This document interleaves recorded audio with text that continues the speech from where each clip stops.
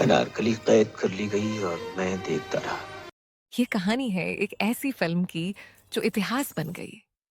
लेकिन जिस वक्त ये फिल्म बनी तब इसकी असली कहानी पर्दे के पीछे खत्म हो रही थी। मुगल ए आजम सिर्फ एक सिनेमा नहीं, बल्कि मधुबाला और दिलीप कुमार के टूटे हुए प्यार का जिंदा सबूत।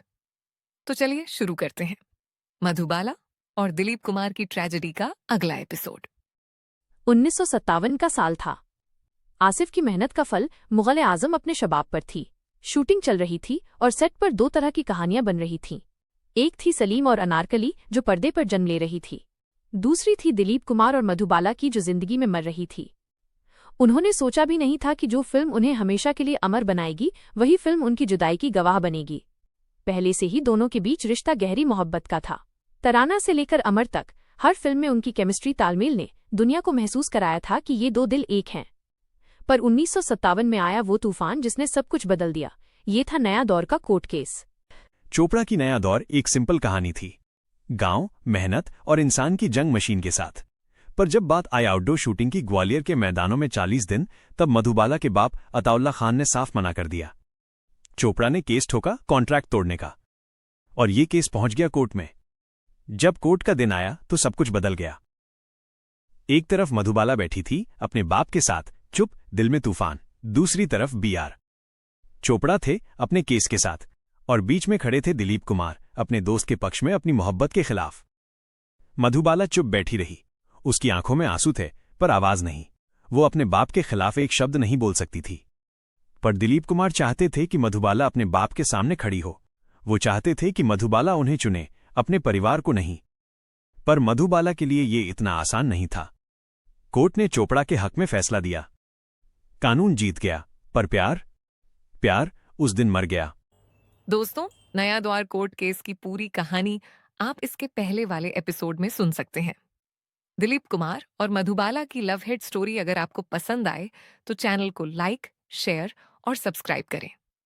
अब आगे चलते हैं मुगल ए आजम के सेट पर। सेट पर अजीब सी खामोशी थी। दिलीप कुमार और मधुबाला आमने सामने खड़े थे। स्क्रिप्ट के मुताबिक सलीम को अनारकली को महज एक स्क्रीन थप्पड़ मारना था, वो थप्पड़ जो सिर्फ पर्दे पर लगे, असल में नहीं। लेकिन दिलीप कुमार के दिल में पिछले कई महीनों का गुस्सा, धोखा और कोर्टरूम की टीस जमा थी। उन्होंने अपने निजी दर्द को अभिनय का बहाना बना दिया। आसिफ ने कहा एक्शन, और फिर जो हुआ उसकी उम्मीद किसी को नहीं थी। दिलीप कुमार ने सलीम के किरदार में ढलकर पूरी ताकत से मधुबाला के गाल पर तमाचा जड़ दिया। ये असली थप्पड़ था। सेट पर मौजूद सब लोग सन्न रह गए। मधुबाला सदमे में खड़ी रहीं। उनकी आंखों में सिर्फ हैरानी और दर्द था। जिस आदमी ने उनसे बेइंतहा मोहब्बत की थी, उसी ने भरी महफिल में उनके रिश्ते को ये आखिरी चोट दी थी। आसिफ भागे भागे मधुबाला के पास आए। उन्होंने टूटे हुए दिल को जोड़ने की कोशिश करते हुए कहा, आज मैं बहुत खुश हूँ। ये थप्पड़ इस बात का सबूत है कि दिलीप अब भी तुमसे प्यार करते हैं।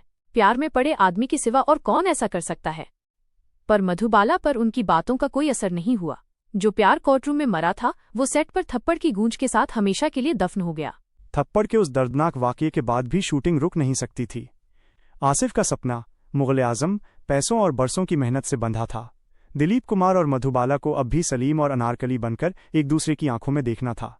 इसके तुरंत बाद फिल्म का सबसे यादगार गाना शूट होना था, जब प्यार किया तो डरना क्या।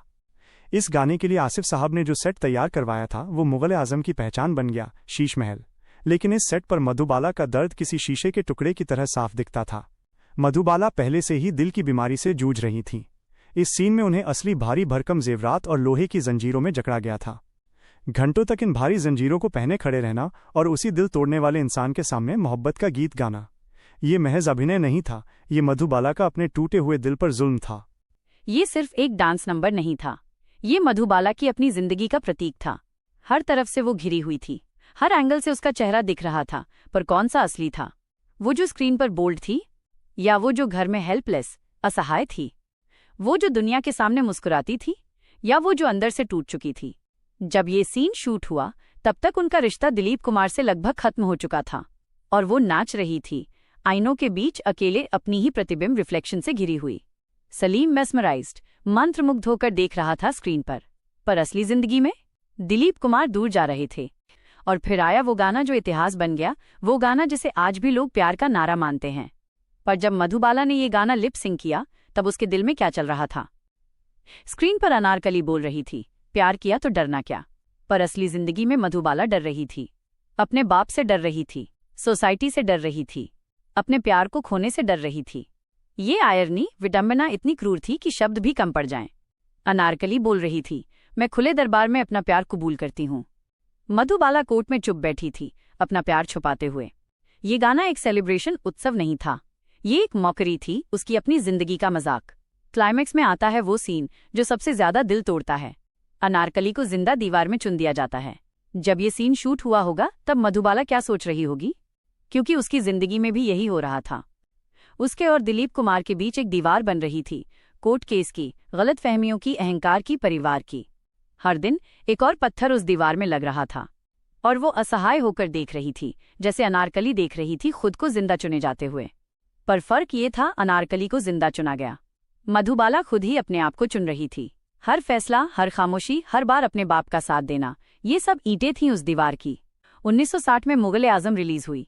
ये सिर्फ एक फिल्म नहीं थी, ये एक ऐतिहासिक घटना थी। इसे देखने के लिए सड़कों पर भीड़ लग गई और टिकट खिड़कियों पर लंबी कतारें थीं। फिल्म ने सारे रिकॉर्ड तोड़ दिए, लेकिन इस जीत के पीछे एक कड़वी सच्चाई छिपी थी। प्रीमियर की रात जहां पूरी इंडस्ट्री जश्न मना रही थी, वहां दिलीप कुमार और मधुबाला एक दूसरे से दूर थे। जिस फिल्म ने पर्दे पर सलीम और अनारकली के अमर प्रेम को जिंदा किया, उसी फिल्म के दोनों कलाकार अब एक दूसरे से बात तक नहीं करते थे। ये सबसे बड़ी विडंबना, आयरनी थी।